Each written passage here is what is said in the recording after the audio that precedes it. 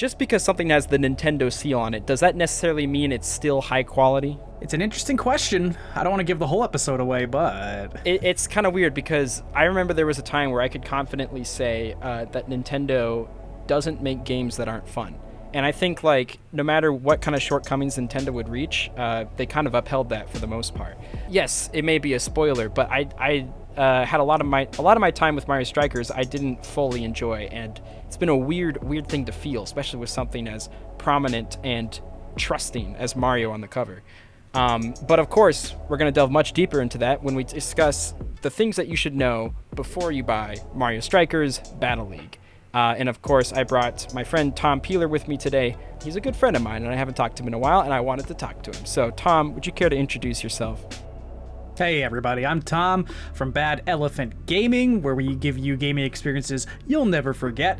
And Pat and I have been talking games for a very long time across both our channels and elsewhere. And when Pat was like, Strikers, what a game. You want to talk about it? I was like, oh yes, let's go. For sure. Tell me about those cool designs behind you, because this is the first time I've seen them in IRL, yeah. These right here? You can actually buy these at home if you go to Beunified.com to find illustrations and designs for various shirts, sweatshirts, mugs, all designed by yours truly, and you can get it for yourself at Beunified.com. And the game we're talking about today, Mario Strikers Battle League. Tom, I feel like you should kind of lead us in this one just because you have the most experience with the series, and you are also very much excited to play this game.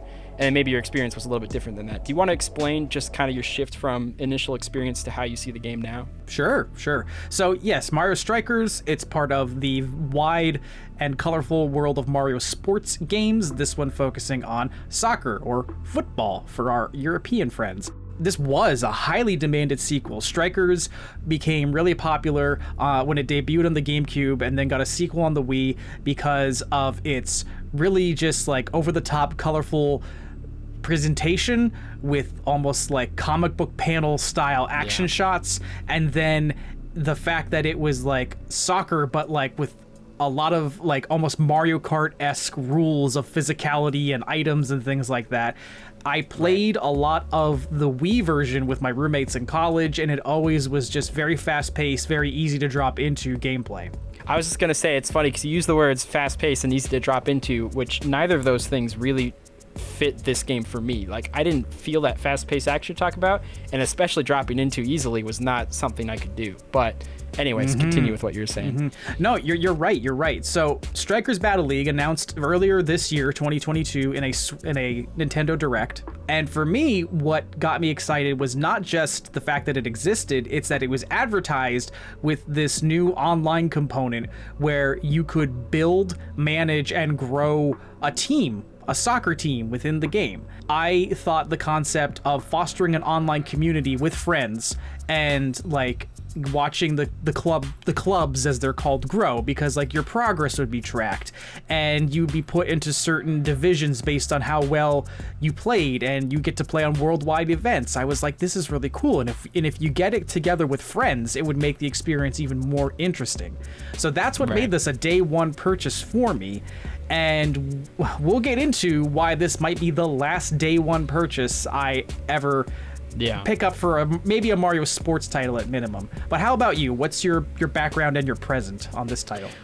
Well, it's interesting you bring up how excited people were for the game's release, because even me, someone who hasn't played any of the Mario Striker games before this, it holds such a legacy that even I've just been kind of rooting for it in the background. Whether or not I'd even play it, I didn't know. I just thought, like, the art style is really cool. Some of the cutscenes and charm that went into it, you can clearly see without even playing the game. And anytime anyone would bring it up, just in usual discussion, I would think, yeah, I agree. This is a game that could use a sequel. And one of the things I think I noticed even immediately from the trailer, and I think I commented on it, was that that the gritty comic book style that you're talking about that works really well. Even when they were first announcing it, I felt like it wasn't as prominent as it was in previous games. Am I wrong in assuming that? It is a bit minimized. The most it really seems to come out is during the special move animations. Right. Like, it's there, but not to the degree that it was earlier titles. That's what I was thinking, and as someone who hasn't played and has only seen footage of it, that's the thing that stands out the most to me when I go into it. How you mentioned this was announced in 2022, right? This is a relatively a release that was close to the initial announcement, and now that we've actually played it, I can kind of see why. Like it seems like they were almost not super confident in it themselves, because there's not actually a ton of content to the game. And I think that kind of goes into my first concern with it, is just there's just not much there. It's a pretty light game, and I obviously don't know how heavy the previous games were. I don't know, just like the stage customization doesn't even really feel like stage customization. There's only 6 or so characters, maybe 8, and even the customizable options, like the gear you put on the characters, the differences it makes just seems pretty insignificant when I was actually looking at the different stat changes and stuff like that. So, gear customization, come at me in the comments when I'm inevitably wrong about anything, but I don't remember that being as big of a deal on the Wii when I played it with my roommates in college. But seeing it here, I thought it was a very cool way to augment the characters to meet your playstyle. And in some cases, I did find proper combinations. It did take you far. Now, modes are super bare on this one. Yeah. And there's an adequate single-player mode that, you play against CPUs of different play styles, and it kind of helps you learn, the power style, technique style, shooting style, things like that. But there's no real kind of like meaty story mode. Yeah. As you said, field customizations, it's all aesthetic. There's no like playing on a half lava, half ice field, or playing on a sand field where it's just turf. You better be really into soccer, borderline realistic soccer, because while there are the kind of Mario Kart elements of items and tackling and catching the ball with your hands, you kind of have to know how to play real soccer for this one. Yeah, which it kind of goes into another one of my concerns with it, is just I have not struggled this much to learn how to play a game in a long time, especially a Mario sports game. And even Mario Golf, my only experience playing that was actually at Too Many Games, with the convention we both went to last year. And I finally got a chance to play with some friends, and I jumped into it super easily. I understood the mechanics quite quickly, and I was just having fun from the get-go when I started playing. In Mario Strikers, you pretty much have to look at those tutorials. And when you're talking about like the beef of the game, honestly, it feels like the beef of the game is the tutorials, because there's so many. And I couldn't get through all of them, because I was like, I want to actually get into some field matches. And no matter what I did, I was losing 99% of the time I played. Where I actually started having some fun, dare I say, I was trying out the cup mode. And I think the cup mode's kind of interesting, because they even have like a loser's bracket and stuff like that, which is really cool. And then I lost, and it's like, that's fair, let's do it again. And I didn't even have enough coins to do it again. So you had to spend coins in your cup, which means you got to keep playing regular CPU matches to even build up your coins to do it. Or you can play online. To be honest, I didn't get around to the online because I'm not online ready. I'm not good at the game yet. So, but I don't know. You definitely had some experience playing with the online. Do you want to talk about the online, since that was kind of the big selling factor of a Mario Strikers in 2022? How did that go? Well, I just want to say I absolutely feel you, because I picked this up day one. I didn't get to play it until the Monday after, and man, by that point, the online community was just so much better than me at this game. And it doesn't really feel like Nintendo has any kind of like measurement system. Ranking, thank you. And then, of course, as you said, it kind of takes away the interest of playing the online mode. But then there's nothing to do in the single player. So in our community, we were hyping it up. I really wanted to get a team together, because I thought this is at least this is an exciting mode. And at the outset, it's not bad. You can name your team, you can pick your team colors, you can set your home stadium, and then you can start assigning characters and players. We were going to have 3 people on a team and go online, and instantly, no. Because to play online with 4 people, you have to basically set it up 2 people per console. So like, I have to be here locally with a friend, pairing up with someone else who is also doing a 2-person combination on their Switch. I was breaking just completely on that stream. I was getting so angry because I'm like, how in 2022 can you not organize 4-player versus 4-player multiplayer? Yeah. You did mention, so can we talk about how specific like this is about learning to play almost borderline real soccer? And like, I'm not saying anything against soccer, it's just like, I didn't buy a FIFA game, I bought a Mario sports game. And back in the day, my friend handed me the Wiimote and nunchuck and was like, play this with me, and within minutes I was into it. But then you said earlier, you gotta basically go to school before you can touch this game, and even then it's complicated. Yeah, and I don't know what the main cause of that. I don't know if they've added more inputs than previous games, or if it just wasn't made for a controller like the controller I was using or something. Pikmin 3 Deluxe, right? When they remade that off of the Wii U, I was playing it with the Joy-Cons, and it felt significantly worse than when I was playing with the Wii remotes and stuff. And I was like, this is just one of those situations where the controller was, or the game was made for the controller at the time. And I don't know if that's the case of this one, but no matter how hard I could try, I could just not get a hang of those controls. Something about needing to coordinate both shoulder buttons, the X, Y, and B, and knowing what each kick does and stuff like that. It's, as I say, a pumpkin down the garbage disposal in the learning department. And I don't know if that's like exclusively my experience, but when I go through several things of the training, I still don't really know how to properly score or even how to get the ball across the goalie. The goalie catches it like every time. It's like, okay, well, let me try angling it right. And also, can I briefly talk about the switching of characters? Because the switching of characters is a lot for me to process. Now, I get if you get really good at the game, you can probably switch a little bit easier and you can probably play better. But because of that, I switched to automatic mode because I'm like, I just need to first learn how to actually play. And then even automatic, it's constantly throwing me to characters that I don't want, that I don't like. I'm like, you're not even near the ball. Why are you going to this character? And there's just strange things that make that 4 minutes of gameplay feel much longer than 4 minutes. Like it feels like it's just, you're just getting kicked down over and over again. Again, this could all just be because I'm not a good capital G gamer. It could just be that I'm bad at games. I don't know. When that's the bulk of the play is fighting against CPUs, because the online is not, the online is just traditional Nintendo Online, which is bad online.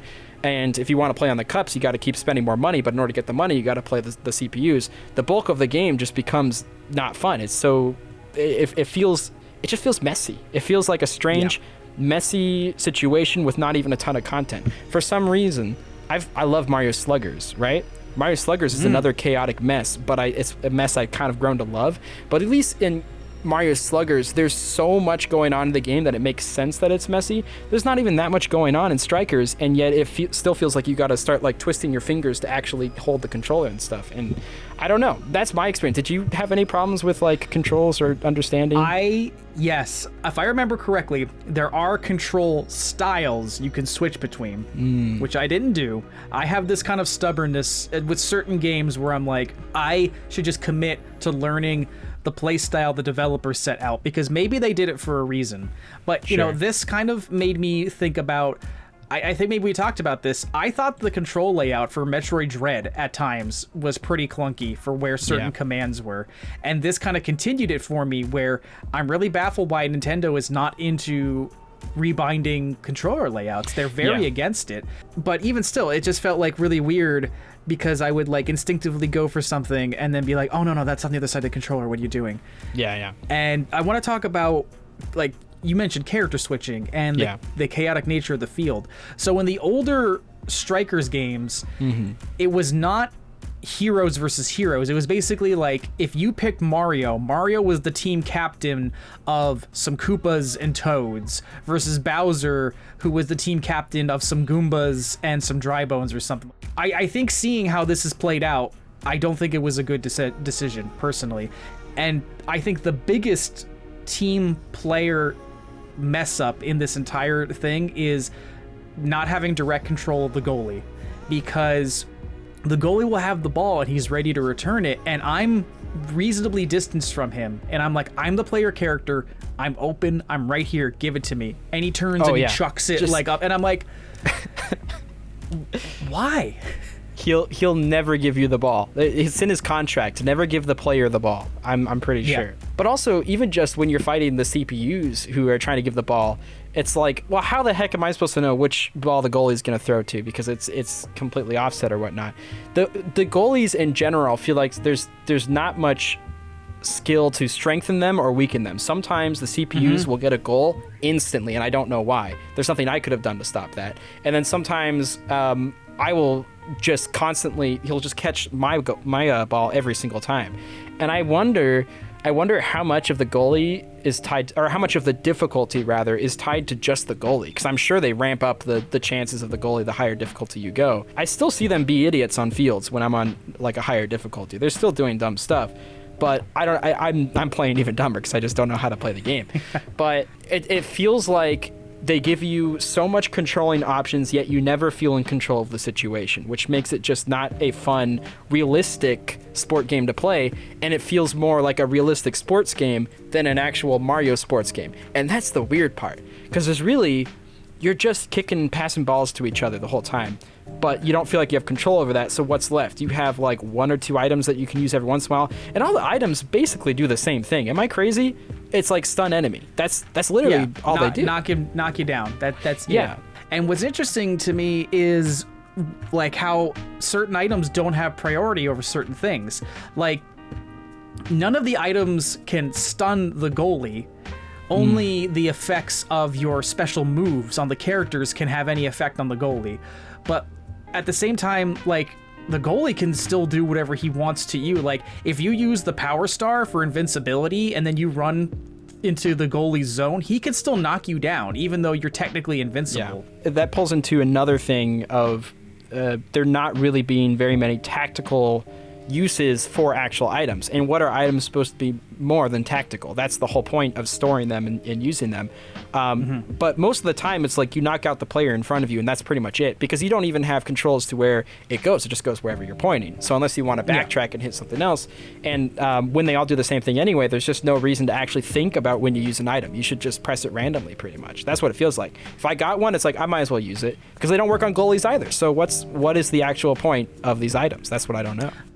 Like, if I had 2 red shells, what I would commonly do is just, like, wait for a position where I'm in a section of field with 2 opponents, rapid fire both of them, and then try to charge my special move really fast, because, like, I'm like, okay, I got an opening, and that's the best tactical advantage, I could say. But yeah. I wanted to talk about realism real quick, because I wanted to see what your opinion on this is. With soccer, it's a very complicated game that has systems within systems, and it goes a lot deeper. The more these Mario sports games have leaned into realism, the less time I've actually wanted to spend with them.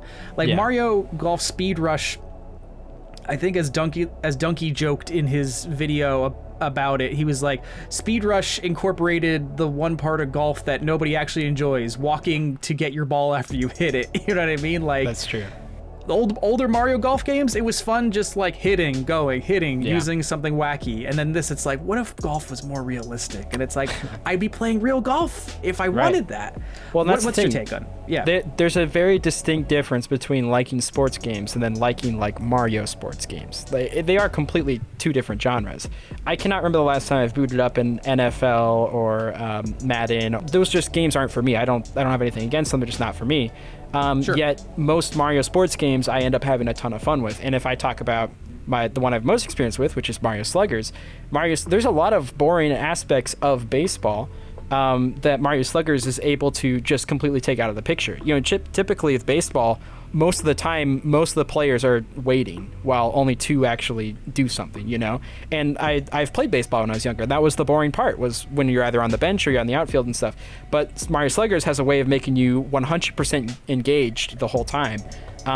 Usually through item usage, the different ways you can throw your ball and stuff like that. I think when I think of Mario Sluggers, I think of a mess of items that's used properly, while Mario Strikers just feels like a mess of nothing. And of course that's used improperly, because there's nothing to make a mess of, yet it's so entangled. And at the end of the day, it's literally just, let's kick the ball back and forth. That's what it feels like. Just constantly pass, kick. This one made it, this one didn't. And it doesn't have any of that like sports charm. And I think there's a big thing I want to talk about too. So here's the deal with Nintendo, right? never known for being graphically stimulating. Like it might have really fun art styles, which Mario Strikers typically does, but in terms of graphics quality, usually they dumb it down to work on the performance of whatever system it comes out with. That's usually not up to par with other systems. Here's my problem with a lot of Nintendo games lately, and I've been noticing this bizarre performance issues which don't feel needed whatsoever. And I was experiencing this with Metroid Dread as well. Sometimes when the map would zoom out, you would just start getting clunky, and it's like, well, why is this happening? You're not optimizing your own games for your own system. This isn't third-party ports. And to have Mario Strikers have performance issues is really strange, especially because, honestly, the game doesn't look very good. Like, it looks worse than most Switch games that I've played recently. It's kind of embarrassing, especially because you could maybe tackle that by relying more on their unique art style that Mario Strikers is known to have. But like we said earlier, they've completely backed away from that, it feels like. It's just the specials and then like one image on the title screen that shows everyone together. That's it. Even the opening cinematics, when they come through the portals and stuff, you instead get this low FPS, like moving through portals, falling on like completely flat grass and stuff. And I'm baffled by just how bad the game looks, basically. I just want to say, during the sweeping crowd shots at the beginning, like in Mario Kart, when you get introduced to like stadiums of like fans, and it's always Koopas and Toads and Shy Guys, like the animations in the Mario Kart series are really well done. I doubt that they're all fully rendered 3D models, but at least they look well designed enough that it just works. But in here, everybody's kind of a little jagged because it looks like they attempted to make them all 3D models, and it didn't work. It didn't work. So I don't know. It just feels like corners were cut at every graphical opportunity. But if you're going to have cut corners, you got to have a smooth game. And I don't know, the cinematics are just not smooth, and it's just weird because Mario Strikers is known to be very stylistic, and they don't lean into it, and then they don't offer anything to replace it, and it's genuinely boring to look at. I mean, we talked about this earlier, but stage customization, even with the different visual themes, they're really not that interesting. It's mostly just filled with audience members anyway that you can see. And when you only have 4 options for a half court, it's just, I mean, they even just throw it in the middle of space. I don't know. Like Mario Tennis had courts in very wacky ways, similar to Mario Golf. You could have courses where you're playing on strips of like molten rock with lava around it. Yeah, as you were saying, like the customizations don't mean anything because they don't do anything. It's just decorative. Yeah. I will say it even this is gonna be a backhanded compliment. The customization options, I at some point made a full team of Yoshis that all use whatever the cyber gear was, like the full costume. And I was like, all right, this is turbo gear. Okay, yeah. Yeah, I was like, this is pretty cool having the turbo gear. They look pretty intimidating. I like seeing a full squad going at it or whatnot. But when I was looking at the other options of the customizations, I started noticing that a lot of them look very similar to each other. And in order to understand a distinct difference between them, you need to have a full set, because the full set always looks different from another full set. But when you mix and match, it just all looks like dark gray grungy mess, and maybe the dark gray grungy looks better in a gritty comic book style, but very rarely do you get to see that anyway. So yeah, it's just some bizarre visual stuff, and I'm not usually a stickler for Nintendo games needing to look good, but I am a stickler for just performance. Games need to run well, especially when you're working on your own home console. You should be designing it with that basis in mind. But every time a goal gets scored, there's some kind of frame rate issues, and I can't unsee it now. When Donkey Kong starts cheering or whatnot, which, credit where credit's due, I love all the cheering animations. I think like that kind of stuff is like, okay, those little bits of charm is really nice. I can't comment on whether or not they're as good as the ones from previous games. Did you have a thought on that in terms of just that charm and like entrances and stuff? They were competent, and that's like the thing. A lot of this game, the best thing I can say is it's competent, Yeah. But that's not what you expect when you're getting something like this, and at the end of the day, that's not what I want to pay my money for. Do I want a competent party sports game? No, I want the most fun party sports game I could pay $60 for, and this was not it. And that's the biggest kicker, is the fact that this is the price of a fully fledged game. You look at games like obviously you could be a little bit unfair and say games like Breath of the Wild, which is also $60, and that's obviously got way more content to it. But even if you want to be more fair and compare it to other games in the Mario side stuff. You brought up Mario Kart, a game that came out on the Wii U so long ago, which is just polished in like every way that Mario Strikers wouldn't be, and it's kind of insulting because it's like this game is from so long ago, and yet Mario Kart 8 on the Wii U looks way miles better than Mario Strikers, which came out 5 years later, which is Mario just kind Kart of embarrassing. 8 is one of the most beautiful games I've ever seen designed, and it really put to shame, even back then, the whole notion that like the Wii U is an underpowered console that can't do anything. Yeah. It's like, come on. But here's the other thing, like back in 2014, when Mario Kart Wii U 8 Deluxe, however we call it now, when it was released in its OG form, it still had way more content than this does now. Like when you buy Mario Kart 8 Deluxe on the Switch, you're getting all the DLC that was eventually released, but that DLC just kind of sweetened the deal, you know what I mean? Oh, yeah. It wasn't like, oh, this game needed that. I know they've announced that like Battle League is going to get more characters, and if you go into the club management mode, you can see a whole bunch of new kind of slots that are locked that I presume are for upcoming aesthetic customization. Yeah. You needed that now. Yeah. That's a whole nother conversation too, this idea of like we're announcing a game and also promising that we're going to complete the game later. Obviously that's just mind-boggling, but because when a game releases, that's when you're paying down the money. That's when you're laying it down. And usually when they say we're adding more content later, a lot of times it's paid stuff. I think they confirmed for Strikers it's going to be more free things down the line. But, obviously the debate on like whether or not games should actually be finished when they come out, that's a whole nother discussion. It's strange that in this day and age, when we have so many options to play, that they expect us to be okay with an unfinished game when it releases. Especially when I'm quite positive 6 months from now, nobody's going to be talking about Mario Strikers. And I don't think anybody's even talking about it right now when it released, which is a shame because Mario Strikers has always held such a legacy, at least from my understanding. I've only ever heard about it, never played it, but hearing it was the promise of something great is that, oh, you didn't play Mario Strikers, you missed out. This is one solid game. And it's just unfortunate to see an entry fizzle like this one, because already I don't see people talking about it, and I'm sure nobody's going to talk about it 6 months from now when they eventually do actually add whatever content they promised. Here's something I wanted to bring up.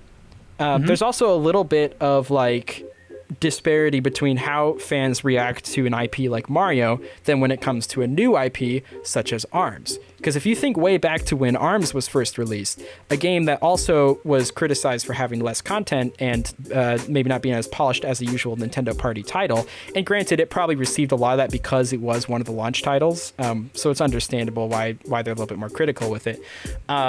But even ARMS at initial release felt like way more of a full game than what Mario Strikers feels right now. And that's the kind of embarrassing thing, is like, this is Mario we're talking about. This is your front runner, and this is how you're gonna present him with a lackluster game, while a game like ARMS gets criticized a lot more and ultimately a little bit forgotten, which is a shame because I enjoyed my time with ARMS way more than I enjoyed any of the time played with this game. I agree, and I think it's just very disappointing. Like, here's the thing, when it comes down to it, Nintendo is a corporation that at the end of the day, they have to make money. They want to make money, and I'm a big Nintendo fanboy, but I in no way believe that like Nintendo is my friend or Nintendo cares about me. You know?